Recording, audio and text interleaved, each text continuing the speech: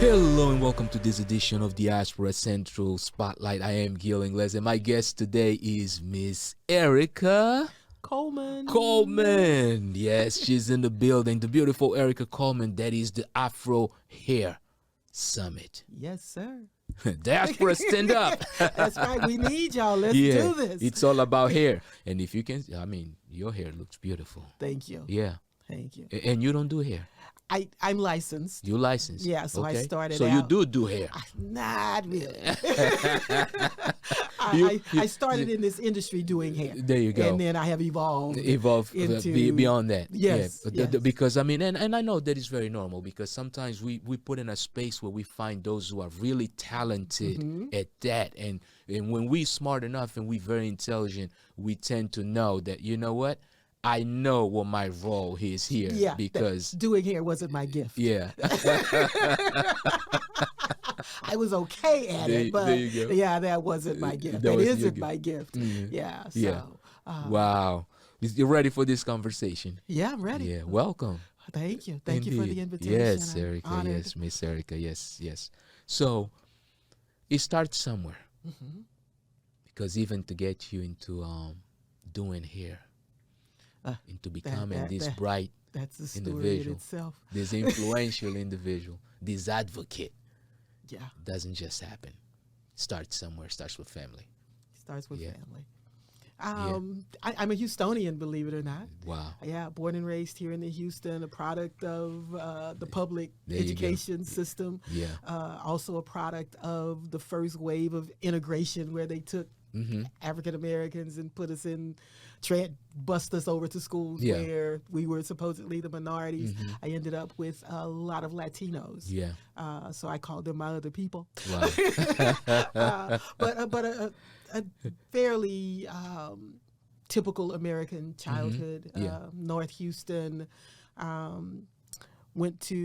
Worked in high school. I have always wanted my own money. There you go. So started working in like the 10th grade, doing one of those educational type programs where you went to school a half a day and worked the other half. Okay. So liked having my own money and controlling that. Worked for the telephone company. Okay.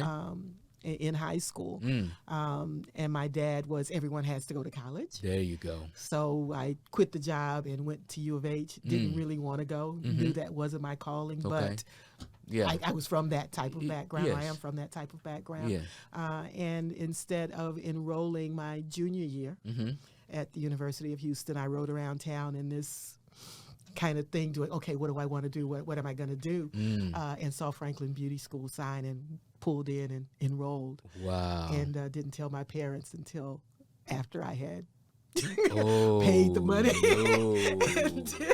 All of the paperwork. They thought I was at U of H and I was in cosmetology school. Wow. I want to know the reaction. Oh, my God. The crazy part, I was really grown at the time, and I'm still doing, oh, God, I got to deal with my parents. But they've come around. They came around eventually with it, And I've just been on this thing. Franklin was a great foundation for me at the time. Ended up in sales of hair care products. And figured out I was better at that than I was at doing hair. And just escalated, started working I was working in a barber shop. Oh, wow. Doing nails. Okay. And making really good tips. Okay. So I guess there was men manicure? There were men manicures. Oh, wow. And in Third Ward, back in the mid-'80s, so some other stuff was going on in Third Ward at that time. Probably still is. But one of the gentlemen who would come and get his nails done owned a product manufacturing back in the Jerry Curl days, and he was manufacturing Rudy Johnson with Pride and Power. Was also out of Third Ward, and told me, he said, you should come and work for me.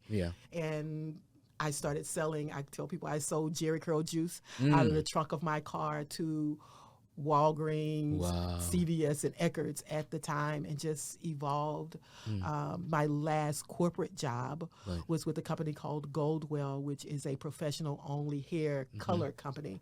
So I became an expert at hair coloring and taught other stylists in Texas, Louisiana, Oklahoma, New Mexico, how to present the hair color to hair salons. Wow. And work with salons that did $1 million in hair color a year. So kind of transitioned from the Afro-American side and got a taste of how the mainstream, the other extreme, and how they really make money doing hair and the systems that they have in place. Took that knowledge and started my own company, which is Beauty Under One Roof. And here we are today. Beauty Under One Roof. And a friend of mine gave me that name. You can mention their name. Linda Pickney, and everyone knows Linda if you're in the black hair care industry. You're in the Houston market from Brichet's Beauty and Barber Supply. Okay. They have I want to say it's probably a 10,000 square foot facility on Gessner, African American. They built from the ground up. Wow. They have mobile barber supply trucks. Okay. And a 30 suite salon in their beauty supply right there on Gessner here in Houston. But she gave me the name. There you go. Now you, of course, Houston born, Houston raised, public school system, probably fighting against all odds. Yeah. At that point, what is the hope? It's just to be an example. That you can make it through that, that you are not bound by what you see in your environment, that the world is so much bigger, and you need to get out of that box and see the world. The other thing that being in the sales and primarily the beauty hair industry was, I traveled. The first gentleman I spoke about, Rudy Johnson, I was in Africa setting up a manufacturing plant. So I did Liberia, Sierra Leone, Senegal, resourcing products and things so that he could start a manufacturing plant there. So the world is so small if you transcend it. You transcend that. Transcend that. So, and I find that a lot of us, we're so comfortable in that space that you got to come out of your comfort zone. Indeed. Always gotta reach out and touch someone. Definitely, right? And bring some people with you. Indeed. There you go. Some people with you. Indeed. So you mentioned Senegal. So you speak French? No, I don't. You don't? No. No Francais? No, parlez-vous français? Both of my parents are from Louisiana, so it's interesting to me that when I am in, and they spoke Creole. So when I'm in a group of them, it's like my mind I can almost figure out what they're saying. Because my parents would do that when they didn't want us to know what they were saying. That's our language. They don't know that. They don't know that. The crazy part is they didn't teach us. That's the kind of of the whole thing. But again, when I'm in a group of them, it's like, oh, y'all think I didn't catch those couple of words. I got enough. I got them. I got enough to know indeed what you're talking about. So Oh no, that is funny. That is funny. So as you of course progress, any you didn't mention, actually, before we even go there, you haven't mentioned your parents' names. My mother and father, Alexander James Arshield, and people, Coleman is an old married name. My name is EARKER Arshield, and my mother Berta Lee Arshield. There you go. Both deceased at this point, but I could not have asked for a greater set of parents. There you go. So now today, of course, you would be considered what in the streets they call a hustler. Someone who's after the bag, right? He's going for the money. You said money was always important to you. Definitely. Right? And you found ways of doing it. You were going to school, but found not only vocational training, you found ways of generating wealth, right?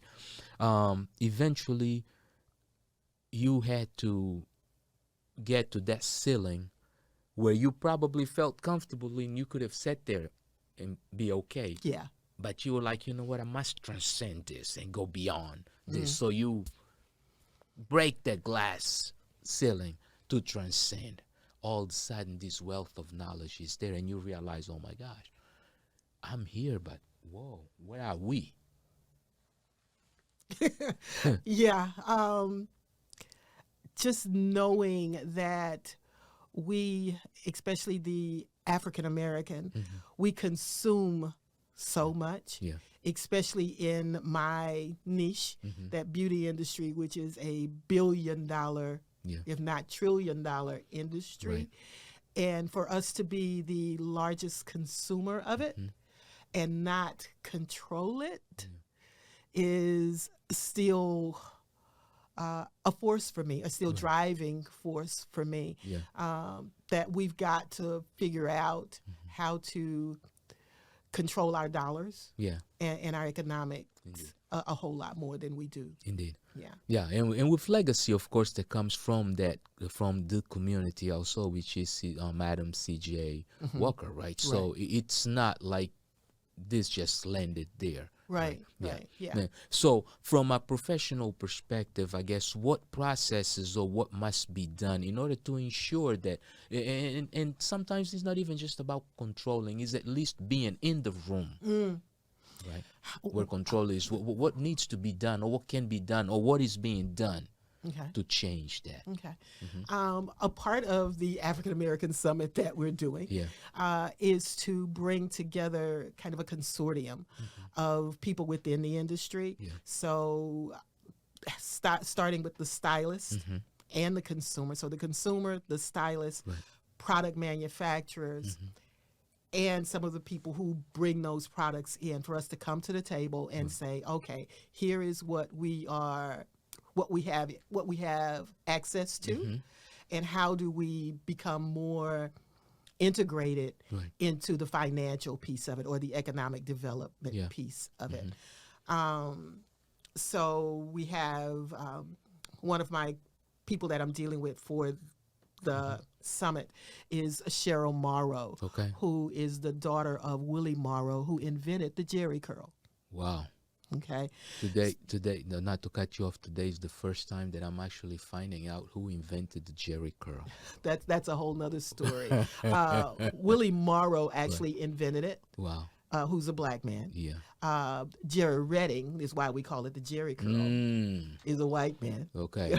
So there's a whole he did the distribution story of that. Exactly. But Willie Morrow actually is the inventor of it. Has left a whole legacy of information and tools and patents and just a whole lot of things. And Cheryl and I are working on, and at the event at the Afro Hair Summit, our first launch of he also invented the Afro pick. Okay. So he has the patent on it and that type thing. So we're doing a limited edition of that. And you're talking the Afro pick, wow, from the 70s. From the 70s, exactly. Wow. Yeah. Okay. So doing a limited edition with rose gold teeth and there you go. Gold teeth on it. Yeah. But it will also come with his signature and that type of thing. The layout of it is that, of course, she's a manufacturer. The distributor gets a portion of it. The hair stylist that sells it also gets a good profit on it. And the retail person gets a good quality product. Indeed. That holds our legacy. Indeed. Yeah. There you go. And that is necessary because, and it takes minds, great minds like yours, minds that understand 1, profit, 2, process, 3, legacy. To really be in these rooms to make this type of decision. So let's take a quick break and take a look at some of the content of things that you guys do. All right, sounds great. Yeah, we'll be right back.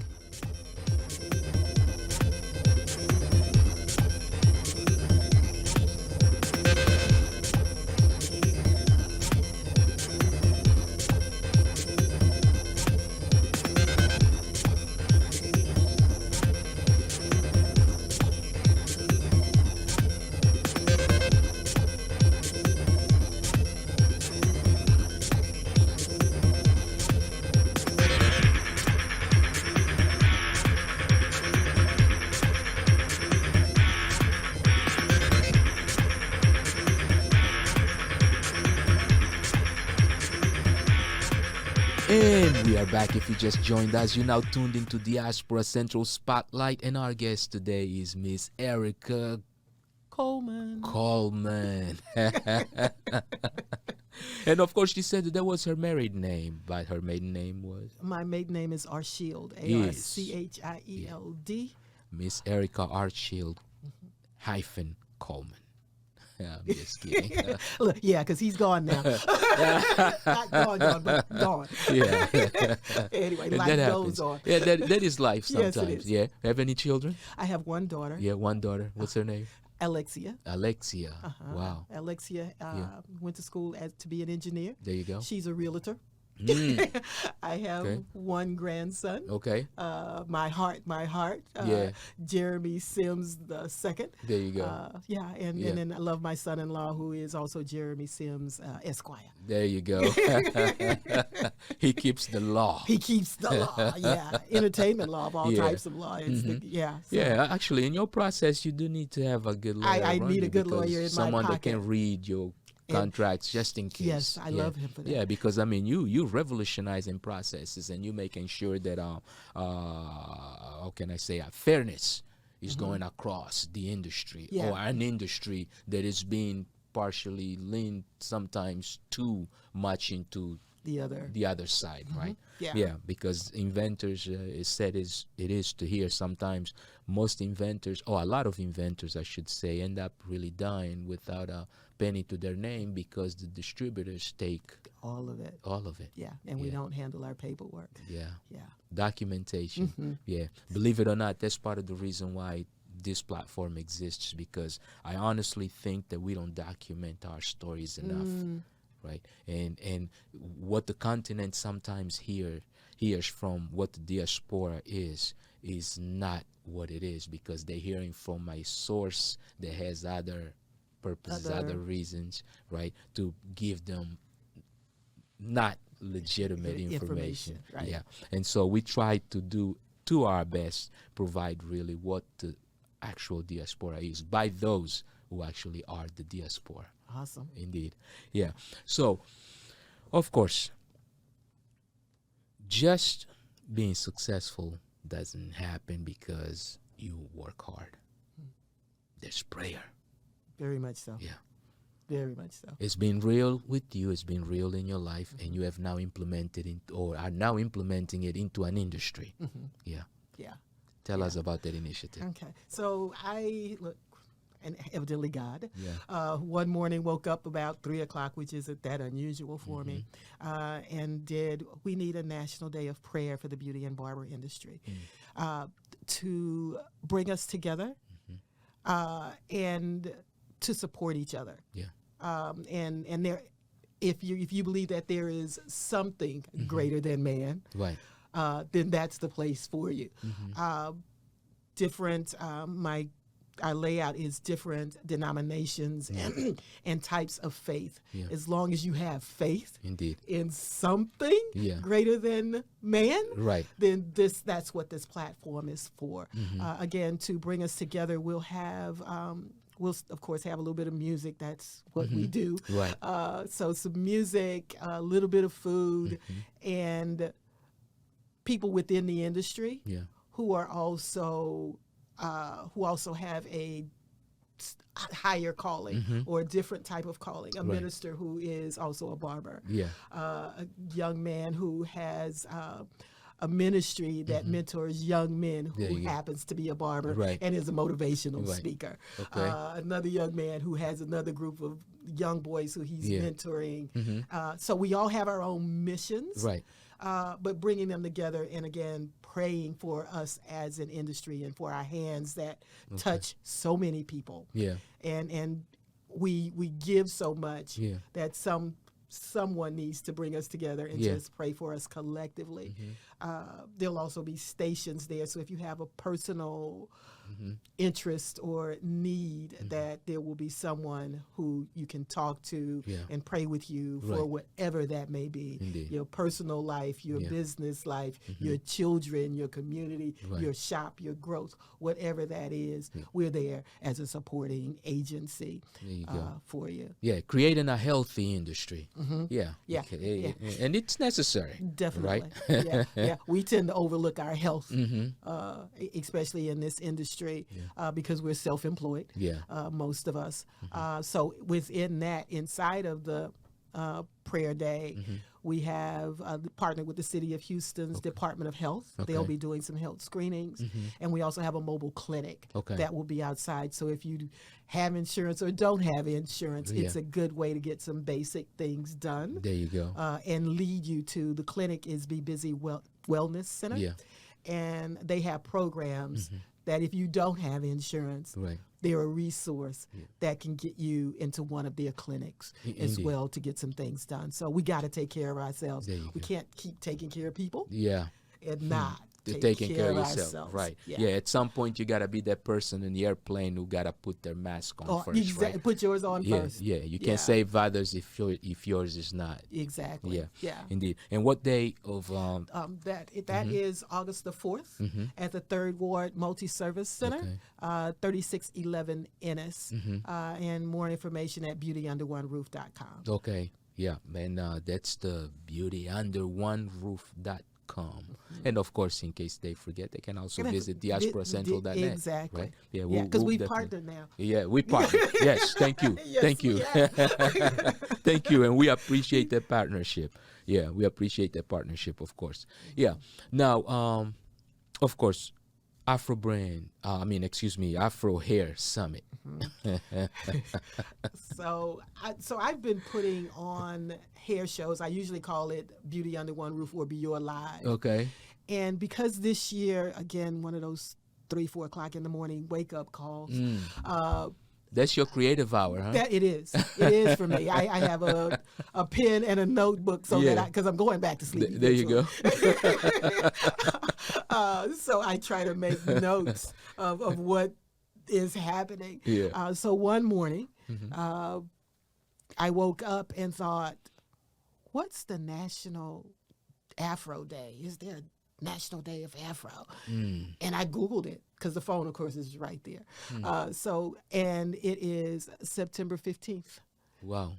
And so there's an actual... There is a National Day of Afro. And we're talking about Afro, the hair. The hair. We're not talking about Afro, the ethnicity or the culture or the... Afro No, we're talking Afro, National the hair. Afro Hair Day is September 15th. Wow. And I normally do my show in October. And I thought, okay, we're changing the day of the show. And went back to sleep. Okay. And then started doing some additional research on how to make this work. And it just so happens that a generation younger than I am really didn't know their natural textures. So 25 years ago, as of 2025, there was this natural hair movement in the African American community. So the younger generation started wearing their, I'm doing the big chop, I'm wearing my own natural hair, I'm going chemical free and all of that stuff. Well, that's also... the 25th anniversary of that is this year. Oh, wow. So this is a combination of those two things and the other things that I just mentioned with Cheryl Morrow and us attempting to bring us together and for the economic and innovative part of it, because innovation has also infiltrated into this beauty industry. And if we don't start last year, we're going to be left behind again. So some innovation will be there as well. There you go. Yeah. Indeed. Doing STEM with your hair and celebrating 25 years. Celebrating 25 years, So all of that is at the Afro Hair Summit in September. It's interesting because it's like when a person looks and sees Afro, it's like my brain didn't even go into Afro the hair, and you say Afro hair, right? And I'm thinking like Afro, like culture and not the actual hairstyle. But we can't do one without bringing in the right. culture. Indeed. It's part of it. Yeah. There you go. It's of it. It's there. Yeah. You can't do one without the other. Indeed. Yeah. It is of it. So there will be some culture things going on as there well. You go. So yeah, we got to tie that in. And you got to have some fun. There you go. Always, always, definitely. Yeah. So anything else that you would like to mention that we may have not touched? No, I think my ending or closing out would be that we just be more considerate or mindful of how and where we spend our money. There you go. It's a political season at this point in more ways than one.